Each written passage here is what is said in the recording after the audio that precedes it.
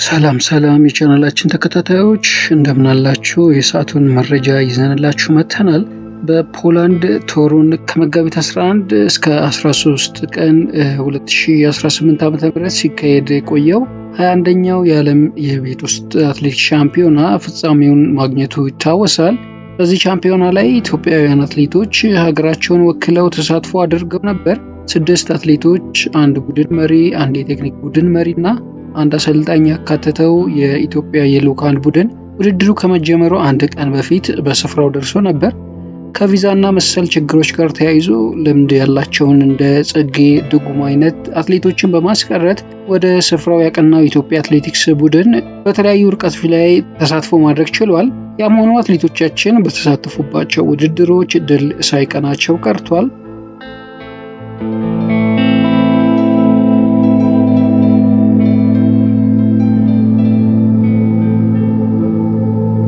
በሴቶች 1500 ሜትር ፍጻሜ በውድድሩ የተሳተፈችው አትሌት ብርቄ ሀየሎም 5ኛ ደረጃን በመያዝ አጠናቃለች። በሴቶች 800 ሜትር ውድድር ላይ አትሌት ንግስት ጌታቸው እንዲሁ 4ኛ ደረጃን በመያዝ ነበር ያጠናቀቀችው።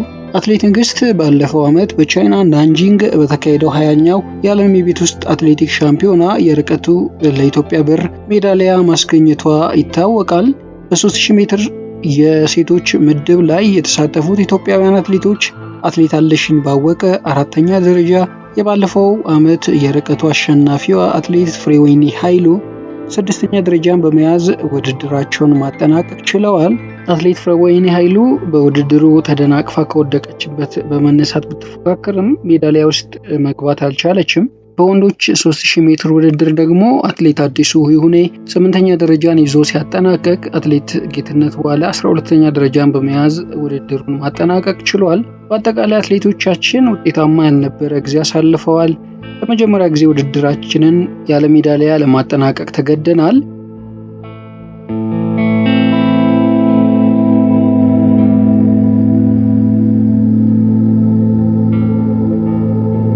በግል ውድድር የሚያሸንፉት አትሌቶቻችን እንግዲህ ሀገርን ወክለው ሲወዳደሩ ከጥቂት ጊዜ በኋላ ውጤት እየራቃቸው ይገኛል። የሀገርን ሰንደቅ ዓላማ የሚያውለበልቡ አትሌቶች እየጠፉ ነው ማለት ይቻላል። አሁን ላይ እንደሚሰማው የፌዴሬሽኑ አመራሮች ይህ ችግር አስጨንቋቸዋል። የጉዳዩን ስር መሰረት ለመመርመር እየሰሩ ነው። እንግዲህ በግል ውድድር ውጤታማ የሚሆኑ አትሌቶች የሀገር ሰንደቅ ዓላማ በሚውለበለብበት አደባባይ ለምንድነው የሚጠፉት የሚለውን እንግዲህ ትልቅ ጥናት ያስፈልገዋል ማለት ነው።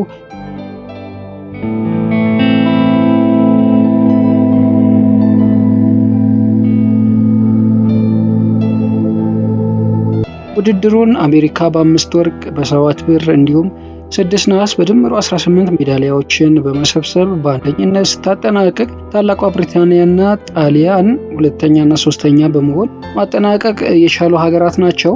ለመጀመሪያ ጊዜ ያለ ሜዳሊያ ባጠናቀቅነው ውድድር ጽጌ ብትኖር ኖሮ የተሻለ ውጤት ይኖረን ነበር የሚሉ ድምጾች ተደምጠዋል። ያም ሆኖ ከዚህ በፊት የቪዛ ችግር አጋጥሞን በጎደሎ አትሌት ገብተን ከዓለም 2ኛ ወጥተን በአይናችን አይተናል። ይህ ታሪካችን ነው። በመሆኑም የመከራከሪያ የሚያስኬድ አይሆንም። ከአሁኑ ጀምረን ከስር መሰረቱ መስራት ካልቻልን ለወደፊት ለብዙ ዓመታት በባዶ የምንመለስበት ጊዜ እየመጣ እንደሆነ ለመገመት አዳግትም። ያለን አማራጭ ከግል አጀንዳ ወጥተን የጎዳና ላይ ውድድሮች ለማካሄድ የሰጠነውን ትኩረት ያህል ወደታች ወርደን ጠንካራ ስራ ለመስራት ትኩረት ሰጥተን ጠንካራ አትሌቶች ማፍራት ግንባር ቀደሙ ስራችን መሆን አለበት።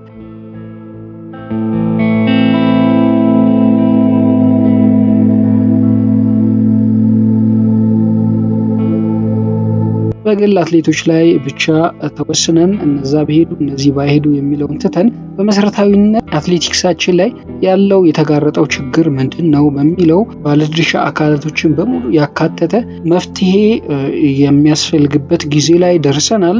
በመሆኑም ሁሉም ተረባርበው አትሌቲክሱ የገባበትን ችግር መፍትሄ ለመስጠት ጠንክረን መስራት እንዳለብን ይሰማናል።